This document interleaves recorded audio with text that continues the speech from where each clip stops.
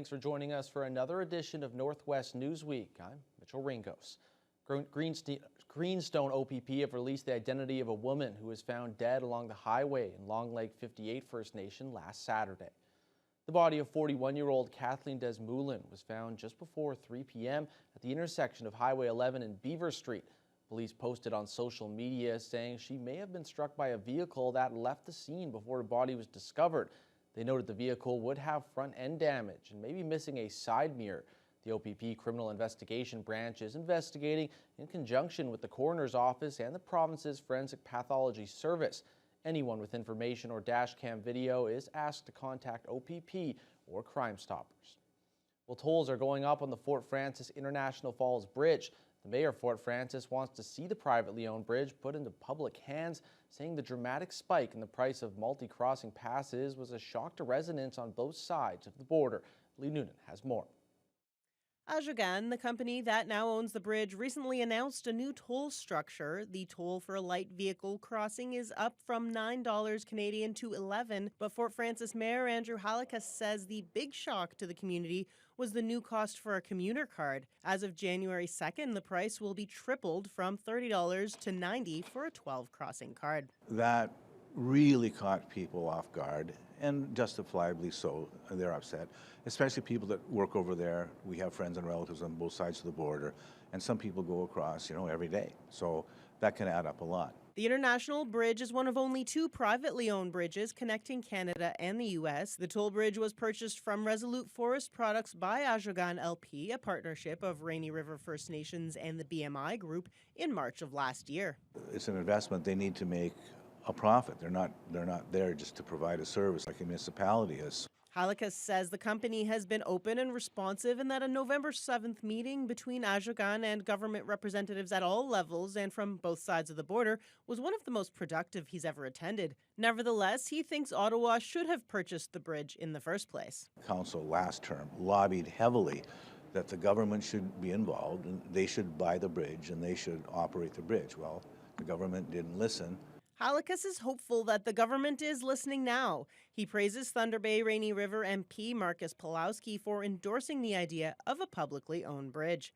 In the meantime, Pulowski says his government is looking at possibly subsidizing maintenance costs of the bridge, parts of which are more than a century old. Otherwise, that comes out of the revenues of the owners of the bridge, and in order to pay for that, it comes out of the pockets of people going back and forth across the border. So I think we're looking at short-term answers and long-term answers, and I agree with you. The long-term answer is a publicly owned bridge. Given the age of the bridge, Halikas says the town is calling for a new bridge built and owned by either Canada or the U.S. Pulowski says that many more meetings will be needed before the issue can be resolved. Lee Noonan, TBT News. MPP Lise Vaugeois is calling for increased highway safety regulations in the north. She hosted a news conference this week with fellow NDP member Guy Bourgouin and the co-founder of Truckers for Safer Highways, where they spoke about their concerns. Jessica Clement has the details. The head of Truckers for Safer Highways, Travis McDougall, joined Northern Ontario NDP members Lise Vaugeois and Guy Bourgouin for this virtual news conference to discuss what they say is an urgent need to improve highway safety in Ontario. I had a meeting with the Ministry of Transportation in May, at which time I outlined all the concerns that we had been discussing. And I was promised a response within 3 to 6 weeks. It is 6 months later. There has still been no response. We know winter has started, and in my area, we've already seen twice the highway close. One was a shorter time because they managed to open it one lane, but we just started. McDougall says he, along with Vaugeois and Bourgouin, called for better transport driver training and for inspection stations in the north to be more open regularly. McDougall says when he recently drove his transport through Northern Ontario to Manitoba, not one inspection station was open. Many of these inspection stations that could be used as tools for the Ministry of Transportation to enforce and require and inspect the rules that we are required to follow. That these tools aren't being used. This is a pretty significant problem because we're seeing these the results of this. For instance, last year, the OPP reported a 40% increase in collisions involving commercial vehicles. Bourgois echoed the concern. He also spoke about the bill he introduced at Queen's Park on Tuesday, which would make it illegal for motorists to cross double yellow lines when passing another vehicle. I am working to talk to government and the minister to try to hopefully they support it. Based on the first comment he made, I'm starting to think maybe they won't. But we need to have these more discussions so that we do try to convince them because it's the right thing to do. Bourgeois ended the news conference with some good news for highway safety. She says the MTO's new weigh scales and truck inspection station on Highway 1117 in Shunia will be opening up soon. At this superstation, if it is staffed 24/7, it could make a substantial difference. So we're all looking forward to seeing what will happen with that. But that's only one section of the journey across Ontario. Other inspection stations also need to be open. Jessica Clement, TBT News. The federal government released its fall economic statement on Tuesday, with billions in spending to increase the nation's housing supply, but some are questioning how much of that relief will reach our region. The economic statement presented by Deputy Premier and Finance Minister Chrystia Freeland projects a $40 billion deficit in 2023 to 2024. On the housing front, the feds announced $15 billion in low-cost loans for companies looking to build new rental properties. Lakehead University economics professor Livio Di Matteo says based on the goal of those loans, it's unlikely the Northwest region will get a significant share. It's a pretty much one-size-fits-all fiscal statement. I mean, these incentive programs, these loans will be made available to developers everywhere.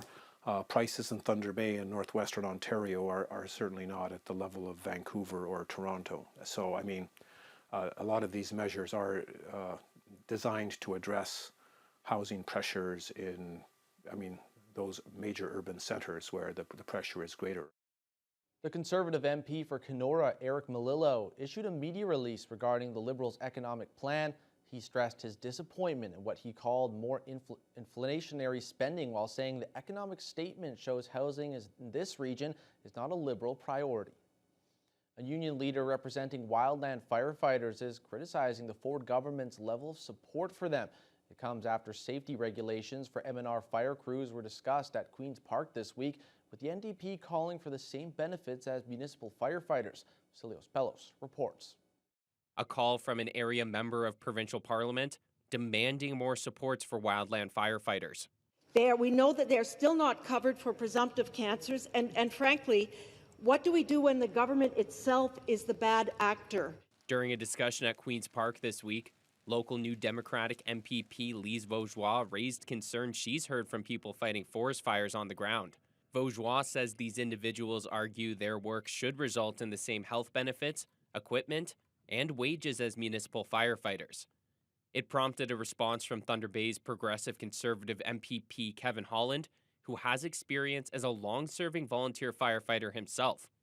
You can sit there and wave your arms all you want, but we have brought in, this government is the one that has brought in legislation recognizing the importance of protecting our firefighters.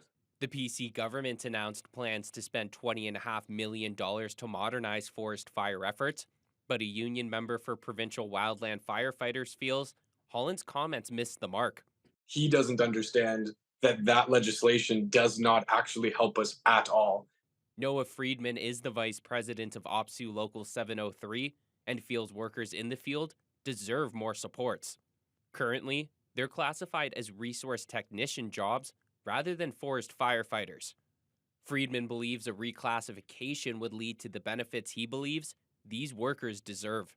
In my 7th season in 2022, I made $28,000 before taxes. It would simply allow us to be recognized as firefighters, would help us get the presumptive health care that regular firefighters get. Like if we get cancer down the road, nobody's helping us. Friedman says his members currently have zero health coverage other than OHIP, stressing forest fire smoke has been proven to have dangerous chemicals like formaldehyde. Vasilios Bellos, TBT News. Decision time is fast approaching for Ignace. After the break, We'll have a look at the process they're using to gauge community support for a nuclear waste repository.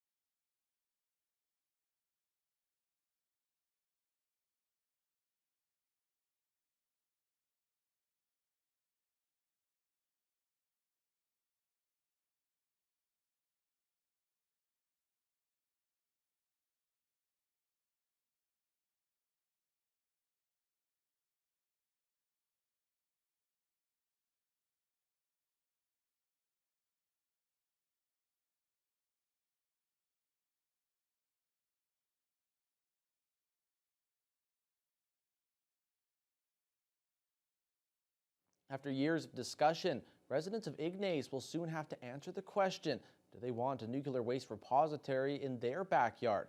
The township has engaged a third-party team of consultants who started interviewing residents and will spend the next several months taking the pulse of the community. Lee Noonan has the details. Residents of Ignace are being asked to participate in a willingness study that will inform council's decision on whether to host a deep geological repository. An engagement team will be in the town from November 24th to the 27th, connecting with local residents of all ages. The young people were coming to us and to the committee saying, we want a say in this, not just the older folks that are 70. Like, we're going to inherit this. You guys are going to be long gone when this comes along. Focus groups are planned for kids 11 to 15, while everyone 16 and up will have a variety of options on how to engage with the willingness study process. There's an online survey, and in-person sessions are happening in November, January, and March. Event details are being posted to social media. We're looking at is, if you're yes, why? If you're a no, why? And if you're I'm not sure. You know, it's like, do you need more information? You know, where can we steer you to direct it? Residents 16 and up must register online before March 23rd to participate and must prove their residency in Ignace. The team will also be going door to door, hoping to speak with everyone who's eligible. The consultant is going to try to engage as many people as possible. That's what their goal is, and ultimately ask the question, are you ready to make a decision? The consultants will analyze the results and should report back to Ignace's Willingness Committee in June. At that point, the committee will make their recommendation to council, who will ultimately have to make a decision for the township. NWMO wants to choose between South Bruce and Ignace, and this is our mechanism. Any residents who have questions about the process or maybe missed that knock at the door are encouraged to reach out directly to the team or check out yourchoiceignace.ca. Lee Noonan, TBT News. MPP Lise Vaugeois is pushing the Ford government to reclassify conservation officers, saying they deserve a rate of pay that's on par with other enforcement officers, such as police. She and fellow NDP member Guy Bourgeois brought the issue forward at Queen's Park this week. The government says review is underway. Conservation officers are paid up to $31,000 less than OPP officers, despite being held to the same standards of training. They have same levels of risk and the responsibility to carry sidearms. With a stroke of the pen, the government could provide the reclassification of these workers that these workers have long deserved. Will this government recognize that the training and duties of conservation officers far exceeds their compensation and commit to reclassification? OPSU and the employer are working on a classification review, and I'm actually quite confused by the idea that the NDP would support government interference in that process. But I also understand that the director of our enforcement branch is part of the committee designed to review this classification. They will make sure that the work, the skills, the importance of the conservation officers are specifically addressed during this review. Meanwhile, Kiiwetinoong MPP Saul Mamakwa was pressing the Ford government at Queen's Park on the issue of First Nations homelessness in the Northwest. Mamakwa says there needs to be a quicker call to action. Minister Greg Rickford responded, saying the provincial budget for housing programs has already increased by $200 million this year. I've told this House, even 2 years ago, about people having to live in tents during the winter in Yabmatung, also known as Fort Hope. I also talked about the high numbers of people, who live without homes in Sulikout. I guess it takes longer for changes to come up north. Why is that? And I asked the government, how many of the 1.5 million homes proposed by this government are for the people of Kiiwetinoong?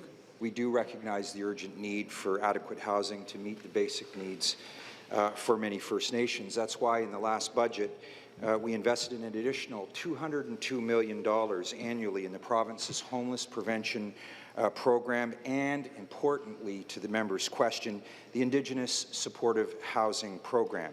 It brings Ontario's total yearly investment in these programs to close to $700 million. And this additional funding, Mr. Speaker, will help those experiencing or at risk for homelessness as they migrate into cities across Northern Ontario, for example, and support community organizations that will deliver supportive housing. The town of Fort Frances is looking at adopting a nearly $20 million capital budget for 2024.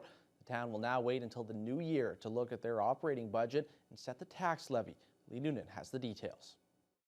Fort Frances Council has approved a $19.7 million capital budget in principle, although it still needs to be passed. They made the move to separate out their capital budget from the operating budget in order to get a jump start on several major capital projects. In the world of roadworks, things like that, having tenders out early will often afford you some savings on your bottom line. The budget includes $4 million for projects carried over from 2023, including major structural repairs of the pool building, as well as over $2 million for road work and $5.6 million in water and sewer improvements. Council will be looking at water and sewer rates soon as well, and they're expected to increase. I don't think you can get away without increases in pretty much everything. I mean, people just have to look at their own budget at home, what you spend on your gasoline and your food and your fuel. Everything has gone up. The cost of living has gone up. It's no different for the municipality. Of the total budget, $3 million would be coming from tax-funded reserves, exceeding a target of $2.6 million and leaving some reserves depleted.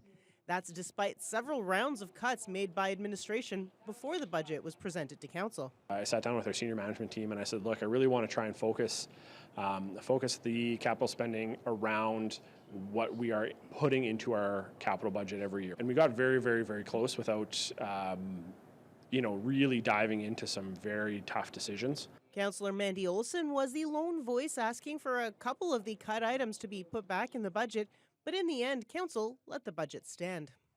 Administration looked at, can some items be postponed a year? Not necessarily cut, let's not use the word cut, but postponed a year so that we have a chance to replenish our reserves. And it was felt that those could be postponed a year. The budget can be seen on the municipality's website. The public has about 3 weeks to provide any feedback they may have before council officially adopts the budget at their December 11th meeting. Lee Noonan, TBT News.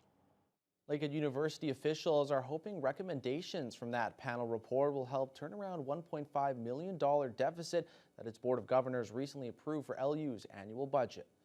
A Blue Ribbon panel's report contains recommendations to help keep colleges and universities financially stable. The main one is the end of that tuition freeze, with tuitions rising 5% next year and a minimum increase of 2% annually after that. LU President Gillian Sadal says the recommendations, if implemented, would go a long way towards mitigating LU's deficit and the loss of tuition revenue over the years. Tuition was cut by 10% a number of years ago and has been frozen ever since. So we've lost capacity there. It doesn't actually make up the ground that's been lost, but I think, as I said before, we have to be mindful of the impact on students, and 5% is what's recommended for the first year, and then 2% following that, which is basically, inflation. The city of Kenora came out in numbers to light up the night for a beloved community member hospitalized with terminal cancer. Well, that story after the break.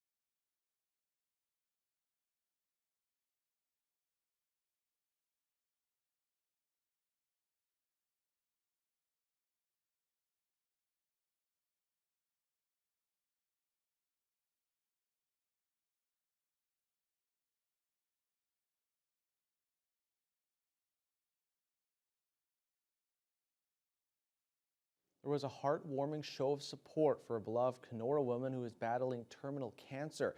Jennifer Schott recently learned she has only weeks to live. So on Wednesday night, a major public light show was organized on the harborfront for Schott to see out her hospital window. Kenora Mayor Andrew Poirier spoke at the council meeting that day and encouraged the entire community to join. Her window at the Lake of the Woods District Hospital faces the harbor front, and because she has shone a light on our community and so many people coming into our community, we will shine our lights on her. Everyone is encouraged to light up the night for Jen Schott tonight at 7 p.m. Hundreds of people lined the shoreline around the Whitecap Pavilion and the MS Kenora cruise ship and lit up their cell phones, flashlights, candles, and anything else they could find to show their support. Jen Schott is well known in the community as an early childhood educator, volunteer, and for running the popular Snack Shack on Coney Island. She was diagnosed with Bell's palsy 5 years ago, but continued to keep up a positive attitude, even after fighting cancer twice in the past 3 years.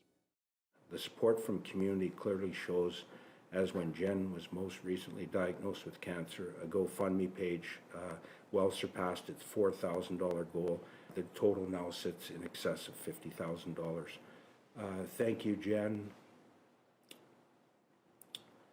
for being such a positive and energetic part of our community. Schott's family posted photos from the area near her hospital window and thanked all of Kenora for their support. November 16th was Louis Riel Day, the anniversary of the historic Métis leader's execution in 1885. Thunder Bay and District Métis Council marked the occasion with a celebration at the Fort William Historical Park. Louis Riel is an icon for the Métis, who celebrate the historic political and military leader who has both been vilified as a traitor and lauded as hero, but looms undeniably large in the history of this country. Métis Nation of Ontario President Margaret Froh was in attendance. She says the Métis Nation of Ontario is still building on Riel's dream as they develop a constitution and work towards self-governance through Bill C-53, the Métis Self-Governance Act. And on this day, November 16th, 1885, he was hung for standing up for Métis rights in this country. It's part of the history of this country, and I think it speaks to just how long it is we've been fighting for recognition of those rights, our right to govern ourselves. We are not the third or the second or the first, we're one of the three, and there's three of us, Inuit, First Nations, and Métis. So it's just as important to understand that, you know, our culture and our heritage and where we came from and who we are as Métis, very, very important to get that out there, and this is one of the ways to do it. With more than 150 Métis citizens, allies, and dignitaries in attendance, Houston says she was happy with the turnout. She says the annual celebration is an occasion to bring the community together and celebrate Métis culture through music and traditional crafts. And that's all the time we have for this edition of Northwest Newsweek. Thanks for joining us, and we'll see you next time.